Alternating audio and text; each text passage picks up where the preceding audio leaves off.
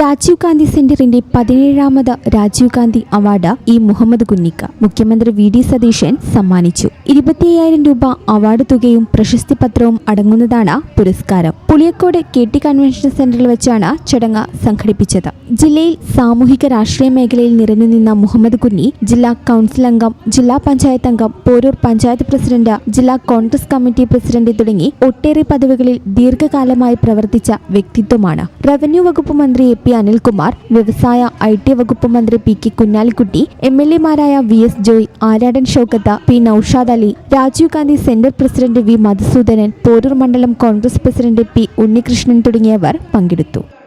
ഈ channel news Malappuram.